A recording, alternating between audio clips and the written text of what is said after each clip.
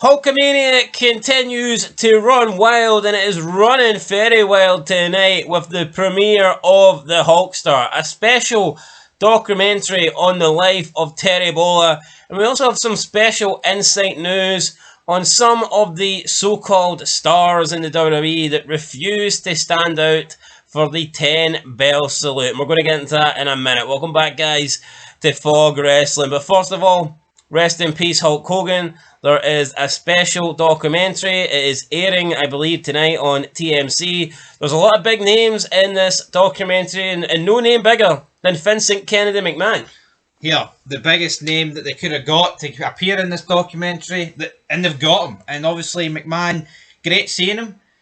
79 years of age, and he's got a lot of interesting things to say about Hulk Hogan, and they both go. You can't think of one without the other.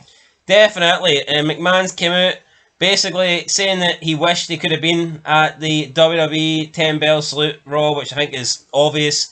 He's come out and said that Hulk Hogan wasn't a racist. Again, I think that's obvious. McMahon pointed out that Hogan might have said a racist thing, but he certainly paid for that, which he did. But for some reason, a lot of people just seem unable to let that go. But yeah, I mean, McMahon, obviously Hogan, massive part in McMahon's life. Hogan, a massive part. McMahon, a massive part in Hogan's life. So you don't get one really without the other. Both instrumental in the industry of professional wrestling, and more so WWE. But without these two, I'm not even sure that wrestling, and I don't even think other promotions would hit the heights that they have and the popularity that they did. I mean, without, you can say what you want, but without McMahon, WCW doesn't have the level of success without Vincent Kennedy McMahon. Absolutely. And Hulk Hogan. So, you know, these two guys just, they had a spill-on effect almost. Yeah, regardless of what Dave Meltzer has to say, I mean, he seems to think that these guys had like literally zero impact on the wrestling business as we know it, but I think the key thing is what McMahon said. Just because Hogan said a racist thing doesn't make him racist. And Yeah. that is true. I can't remember exactly what the word is. You may have to Google it. But in Japan, they all the fans, wrestlers, had a nickname in Japanese for Hogan, and it translated to number one. Number one. Yep. We're going to get this up here. Japanese nickname for Hulk Hogan. I forget the name of it, but yeah. So he was like, reset. Aye, there you go. Ishiban, which translates to number one. So number one. You know, the guy really was the best and the biggest star, whether he was in America or whether he was in Japan or Europe or wherever he may have been. So dropping legs in Antarctica. Yeah. So this documentary, I think, will be definitely worth watching. We didn't watch the McMahon documentary on Netflix, but I think we might give this one a go. Yeah, I didn't like the McMahon one because it just seems like it was trying to paint him in a negative light. I don't know. I think this Hulk Hogan one might be a little bit more impartial. And some of the names that are going to be on this highly anticipated documentary include the following: Vince McMahon, Sylvester Stallone, Charlotte Flair, Bill Goldberg, Mark Henry, Mick Foley, Jimmy Hart, Alexa Bliss, and Jacob Fatu. So some names pretty damn good, some names not so good. I mean, the drop off from McMahon and Stallone is something to behold. I really do not care what Jacob Fatu's opinion is on Hulk Hogan. Yeah. I really could not give a shit. No, absolutely not. To be honest. Yeah, like, if you go through each person, right, McMahon, Hogan, we don't even need to explain, right? Stallone literally inducted Hogan. They filmed Rocky 3. They've had numerous interactions, and also we talk about Hulk Hogan being like one of these massive guys in America and like throughout the world. Stallone is fucking right there next to him. I mean, Stallone's more recognizable for me than Hulk Hogan. Not much in it, but they are two guys whose names are known by billions of people across this world, man. Now, to be fair to Jacob Fatu, I think he's had positive things to say about Hulk Hogan. And I think he's referenced the fact that when he was a kid, he remembers some of his first interactions with Hogan backstage. So, I mean, if he wants to give a fan's perspective, then that's great. I just think in the world of professional wrestling, I think they could have got better names here to be in this documentary, but they've got McMahon, so that's all you really need. Yeah, I mean, Charlotte Flair, she said a lot of good stuff about Hogan, what he did when Flair was in the hospital. Goldberg obviously worked a lot with Hogan. Henry, I mean, Mark Henry's an old school guy. Didn't really work with Hogan all that much though. No, but to be honest. he's had positive things to say about Hogan because Mark Henry's not one of these new school fucking black guys that wants to play the victim. So, you know, a real man. Yeah, a real man is Mark Henry. Man. I'll put Mark Henry over you've got Mick Foley, who's one of the nicest guys in wrestling, and despite him not agreeing with Hulk Hogan's politics, you just know that he's not going to have any negative or bad words to say about the Hulkster. Jimmy Hart, who obviously Hulk Hogan's best friend, one of his best friends for a very long time in wrestling, travelled the world with Hulk Hogan, and basically Hulk Hogan was paying Jimmy Hart. Hulk Hogan was essentially Jimmy Hart's employer, so yeah, they're close. And then Alexa Bliss, not too sure why she's in it. Maybe she was a fan of Hogan growing up, potentially was, maybe could be. We'll have to wait and see. But that is the names that will be in this documentary. Right, let's move on to some other names. Let's move on to some fucking people that aren't going to be praised by Fog Wrestling. And those are the people that refused to do the 10 bell salute. According to Billy Batty, who is a former Big Brother celebrity, former employee of Vince Russo, and he hosts his own dirt sheets, and it's called the Dirty Sheets. His dirt sheet is called the Dirty Sheets. That's quite good. And this guy, listen, looks like, he looks like a gay version of, I don't know, Jeff Hardy or something like that, but anytime I've heard Billy Batty say stuff, it happens to be true. So I'm not going to doubt this guy's, I'm not going to doubt his credibility. But yeah, he says there was people that had issue with being involved in the tribute. Those included Becky Lynch and The New Day. That's what Billy Batty said on the Dirty Sheets podcast. He says, quote, "It wasn't a case of Roman Reigns saying I don't wish to be out there, which was the case for the likes of Becky Lynch, Paul Heyman, The New Day, and Rhea Ripley, all of whom I think have ill feelings towards Hogan.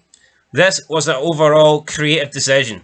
End of quote. So Billy Batty is saying that Roman Reigns was there and wasn't against going out, but just, I don't know, didn't go out because he thinks he's Roman Reigns and he's too big to go out.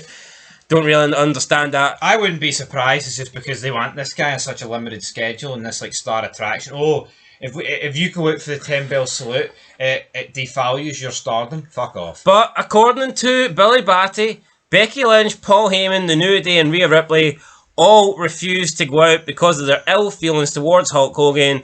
And all I've got to say to every single one of them, all 5 of them, is go fuck yourselves. I will never cheer for you. I will never want to see you on my TV screen again. I've only cheered for one of them before, to be honest. Yous can all fuck off as far as I'm concerned. Yous are all pieces of shit.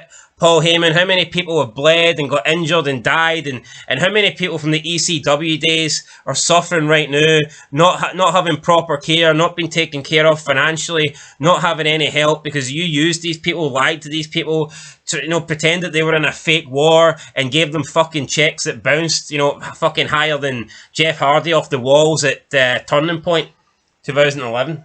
That was Victory Road. Victory Road, right? Either way, Paul Heyman, dirty, stinking, but I'm a Jew. Aye, well, go fuck yourself, Paul Heyman, right? Nobody cares playing this victim card. See, Paul, look at it. No, look at all these people. They've got it's Paul Heyman playing the victim of being a Jew, The New Day playing the victim of being black, and Becky and Rhea Ripley playing the victim of being females. They can all go fucking suck a dick. I'll never cheer for them or want them on my TV screen again. What do we think Paul Heyman's beef is with Hogan? Because it's not the fact he said the N-word. Don't know, don't care. Paul Heyman's a disgrace, man. People lick this guy's arse like he's the best thing to ever come out of wrestling when he's not. So it's funny, for some reason, they never want to accept this guy failed in ECW. Like, they'll say that Russo killed WCW. And they'll say that Russo and Hogan killed TNA and that Dixie Carter killed TNA. And you got all this stuff here, and they'll say that Vince killed Owen Hart, and or both Vinces, McMahon and Russo. I mean, they'll say all this shit, but no one will ever actually blame Paul Heyman for killing ECW or for killing anybody affiliated with ECW. Every excuse under the book is thrown out there to try and, get this guy off the hook scot-free. Oh, they had the money, it's just they wouldn't pay out to him, they wouldn't do this, they wouldn't do that. No, facts is, ECW was alive, it was pretty much been kept up and running due to McMahon helping Heyman out financially. And that's it. Heyman was a greedy bastard, kept all the money for himself, and a lot of his wrestlers went broke. A lot of his wrestlers had nothing, sacrificing their lives and their bodies just so this guy could make money for them, while he secretly had a deal with WWE. ECW going out of business. Did Paul Heyman care? No, he had a job lined up in WWE. I cannot stand the guy. And no wonder Tommy Dreamer felt those measures that he did going into Mania 17. He fucked a lot of people. He did. Paul Heyman, see what Paul Heyman did to those guys in ECW? It's fucking worthy of a jail sentence. Had nothing to say about Sabu. Sabu passed away. What did Paul Heyman say about Sabu? Because know what Paul Heyman is. You got but look at Taz. You look at Taz when he did that. Tear in his eye. Genuinely upset. You look at Shivani, who did, and I know AEW got criticised a lot, but when Shivani gave, that was like a heart, Shivani meant that. What did Paul, but Paul Heyman can't break character. Of course he can. Of course he can break Paul character. Heyman, right? He is just a leech that leeches on to the next big thing in wrestling. He thinks, I'm going to stay relevant with that. He doesn't want to pay respects to guys of the past, because that it's almost like he seems like that's like an out of fashion thing to do. Yeah, paying respect to Sabu is not going to put money in Paul Heyman's pocket. Yeah. So that's that. Not this just stems from, man. This is Triple H being weak. I think they did a lot of good stuff with the Hogan tribute, but see if Triple H are reality, like, I don't give a fuck what your feelings are towards this man. He said a word, get fucking over it and get out there. I do not think that this happens if McMahon's there, and if for some reason those people refuse to go out. I can tell you what, Becky Lynch is no running about with the Intercontinental title anymore. Aye. They're not getting screen time. No, but they're not getting premium live events. See with Hogan, right? We're not talking. No, none of them will be there without Hogan. And Becky Lynch has got the audacity to get upset and tell people. Becky Hogan. Should be fucking honoured. She should be fucking honoured that she's got. Never mind taking the name of that faggot of a husband that she runs about with, Seth Rollins. She should be honoured to be called Becky Hogan, 100%. Him and his big red boots. Fuck off. Big red bitch. And then who else we got here? We got the New Day. The New Day fucking suck. These guys can't even appear. These guys can't even appear on Raw outside of the advertisements. Well, let's say they all hate Hogan, right? They've got all these feelings towards Hogan. Is being the bigger person not being like, you know what? The guy's dead. I'll go out there and I'll stay quiet for the 10-bell salute. It's a generation thing, man. It's an era thing as well. There's a reason why all the real men that are black have no issue with Hogan. With your Mark Henrys, your Ron Simmons, your Devons, your guys like that. There's a reason why they have nothing but nice things to say about Hogan, and then you've got your guys like the New Day, the current black guys that just want to play victim, and that's what it is. No, but again, why can't they just put their feelings or whatever to one side and just go out there? Actually, refusing to do it is a disgrace. But here, man, if it was some career criminal, they'd be taking a knee and want free funerals for him. But Hogan can't even get a 10-bell salute. Disgusting, especially the way he put wrestling on the map. McMahon said it, everyone said it. People know that Hogan's not Theodore Long's came out and said it. Every black wrestler, right, that is relevant and isn't from this new shite era of pro wrestling has come out and said nothing but nice things about Hogan. Always said that Hogan was respectful. Always paid tribute for Hogan having them on his cards and make more money. See if Hogan was a racist, do you think he'd have black people on his cards? And let's not... people pretend that like jobbers in wrestling have creative control. Are you trying to tell me... Hogan was creative control. Are you trying to tell me back in the day... See if Hogan... See WCW, he could have got them all gone. If he didn't want them there, they would have been gone. Wouldn't have been any black people in the NWO. He wouldn't have been bringing in Dennis Rodman. He wouldn't have been working with any of those guys. He wouldn't have worked with anyone back in the day, like the Junkyard Dog, or just any of the black wrestlers that were Kamala. Anybody that was around in the Hogan era, they would not have been on Ron Simmons or whatnot. They would not have got on Hogan's cards. They would not have got on Hogan's shows if Hogan did not want to give these guys the rub and didn't want these guys to benefit off his name.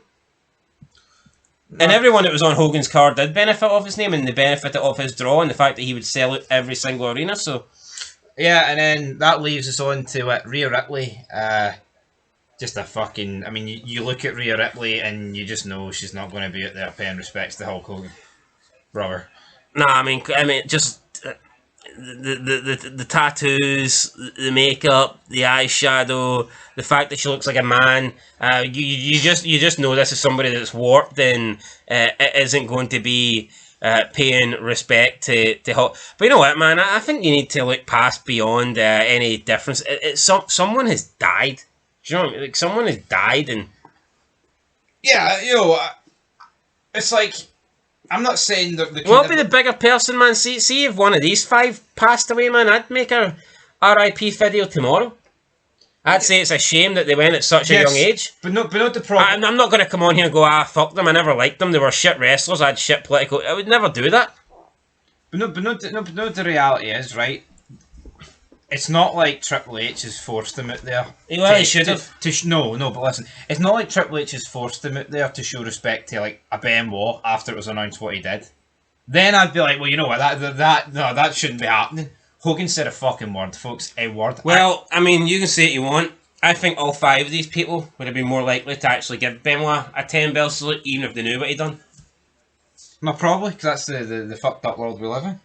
I think that if Benoit and Hogan died in the same week and they knew the circumstances behind both deaths, and one was getting a 10-bell salute on Raw and one was getting... I think they would show up for the Benoit salute, but they wouldn't show up for the Hogan one. Lock me in the cross face and hold me tight. Anyway, never liked any of these five. Well, I mean, I'm not going to say I never liked Paul Heyman. I used to like Paul Heyman as a character. I used to like Paul Heyman as a performer. But as a person, I've always thought the guy was sleazy. I've always thought he was full of shit. And I don't think there's any denying that now. He leeches onto everything, claiming that Roman Reigns is the biggest box star in the history. He should have won an Emmys. I mean, fuck right off. I know, ridiculous, man. I think the person that should win an Emmy is Paul Heyman, if he can convince anybody that Roman Reigns is Emmy worthy. If he can convince anybody that Roman Reigns is legitimately worthy of an Emmy, then I would give that man a fucking Emmy, because that is the performance of a lifetime. But you know what? Let's not let Roman Reigns off the hook here as well. The guy was there, so where is he? He's too good to be out there? Look at 9/11. Or look at when you had all this. I mean, it's not like Austin's going to be like, oh, I can't stand next to Vince. I'm supposed to hate this guy. I'm bigger than the Twin Towers. I can't do that. You know what I mean? It's a fucking ridiculous. Oh, I'm in a feud with The Rock. I can't stand next to the Great One. And same thing with The Rock. There comes a time, right, when there's certain things that happen, and you just put differences aside. Yeah. Like when Owen Hart died. Triple H, it's not like Triple H's like, oh, I can't sit here and pay tribute to Owen Hart. We've been feuding recently. I used to call him a nugget, you know. Kayfabe goes out the window in circumstances like this. See when there's a tragic accident or someone passes away. That's where the 99 goggles. Kayfabe's dead in 2025. You know what I mean? It's pathetic to think that Roman Reigns needs fucking protected. Paul Heyman, you know, oh, he can't break character. It's a joke. They should have been out there. They weren't, and Triple H is weak for not forcing them out there. And I wonder why CM Punk was out there. I think it's because he's on his last chance. I think CM Punk is out there because he's a corporate fucking seller. He probably saw an opportunity with Roman Reigns not being out there. Oh, look, I can go out there. Yeah. Anyway, that's it. Any last closing thoughts? This is what McMahon had to say about why he pushed Hogan. He said, and I quote, "I knew what America wanted." And McMahon always knew what we wanted. McMahon's always right. When's the guy ever been wrong? I know. I think he gave everybody fucking Hulk Hogan. I think when McMahon, even on occasions when McMahon was wrong, I think he pushed it so hard he made it right. Yeah. I mean, McMahon was McMahon was adamant that Roman Reigns was going to be the next top guy. And he got him there. And eventually, but somehow or another, he got him there. So it seems like McMahon, if he's not right, he'll make it right. Anyway, guys, that's it. Cannot stand these 5. Fuck them. And aye, that's my closing thoughts. And it's not here. It's not a case of we're going to turn on them now. They were all great, but now they're all shite. No, they were all shite before this. Apart from Heyman, back in the day. Heyman recently has been atrocious, but Becky Lynch is abysmal. The New Day are host one of, if not the worst WWE champion of all time. Xavier Woods, Jabroni, and what's that other guy? Rhea Ripley. Fucking sucks, man. Yeah. Anyway, guys, that's it. Catch you in the next one. Till then, peace.